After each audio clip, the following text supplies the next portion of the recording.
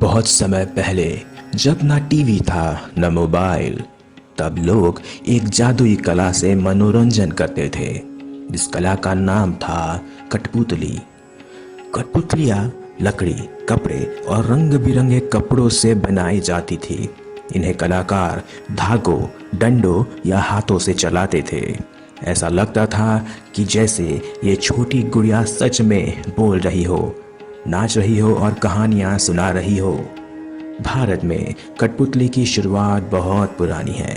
पुरानी जगह हड़प्पा और मोहनजोदड़ो से भी कठपुतली जैसे चीजें मिली हैं। महाभारत और तमिल किताब शिल्पदिकराम में भी कठपुतली का जिक्र मिलता है।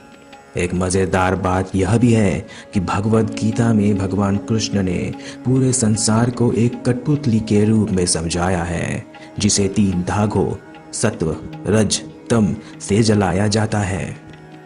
भारत में अलग अलग राज्यों में अपनी अपनी तरह की कठपुतली बनती है।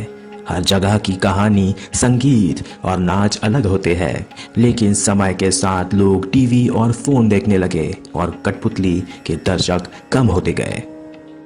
भारत में 4 मुख्य प्रकार की कठपुतलियां बनती हैं। पहला, सूत या धागा कठपुतली, स्ट्रिंग पपेट भी कहा जाता है इसे। यह कठपुतली धागों से चलती है। दूसरा, छाया कठपुतली या शैडो पपेट भी कहा जाता है इसे। ये चमड़े की बनी सपाट आकृतियां होती है। इन्हें पर्दे के पीछे से रोशनी डालकर चलाया जाता है। तीसरा, हाथ की कठपुतली, ग्लोव पपेट, पुतला हाथ में पहना जाता है जैसे दस्ताना। चौथा, डंडे वाली कठपुतली या रॉड पपेट, इनमें लंबे डंडे होते हैं जिनसे पुतला चलाया जाता है। अब चलिए एक एक राज्य में घूमकर कठपुतलियों से मिलते हैं। पहला, धागे वाली कठपुतलियाँ या फिर स्ट्रिंग पपेट्स। राजस्थान की मशहूर कठपुतली रंग बिरंगे कपड़े पहनती है। इन कठपुतलियों के पैर नहीं होते। कलाकार अपनी उंगलियों से धागों को हिलाकर इन्हें नचाते हैं। इनके साथ ढोलक और लोकगीत भी बजता है। कुंधेई, उड़ीसा, हल्की लकड़ी की बनी होती है। इनका शरीर लंबे कपड़ों वाला होता है। इनके जोड़ ज्यादा होते हैं, इसलिए ये आसानी से मुड़ जाती है। इसमें ओडिसी नृत्य का प्रभाव भी दिखता है। गोम्बेट्टा, कर्नाटका, ये यक्षगान की कहानियों पर आधारित कठपुतली है। इसमें एक से ज्यादा कलाकार मिलकर पुतलों को चलाते हैं। बोमलात्मम, तमिलनाडु, यह धागा और डंडे दोनों से चलती है।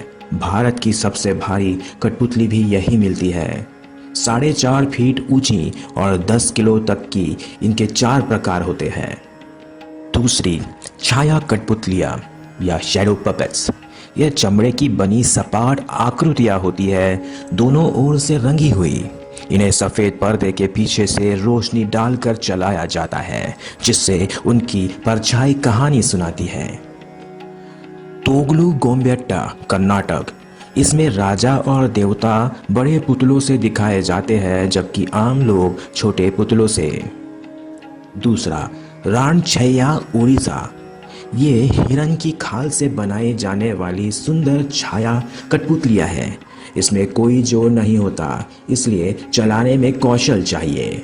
इसमें जानवरों और पेड़ों के आकार भी होते हैं। थोलू बोमलाटा, आंध्र प्रदेश, ये बड़ी छाया कठपुतलियाँ होती है। इसमें रामायण और महाभारत की कहानियाँ दिखाई जाती है। तीसरा, हाथ की कठपुतलियाँ, ग्लोव पपेट्स। कलाकार अपनी उंगलियों से सिर और हाथ चलाते हैं, जैसे वह पुतले को पहनकर उससे बात करा रहे हो। पवाकुतु, केरल, इसमें कथकली के गहरे मेकअप, बड़े मुकुट और रंग बिरंगे कपड़े होते हैं। कहानी रामायण और महाभारत की होती है। चौथा, डंडे वाली कठपुतलियाँ या रॉड पपेट्स।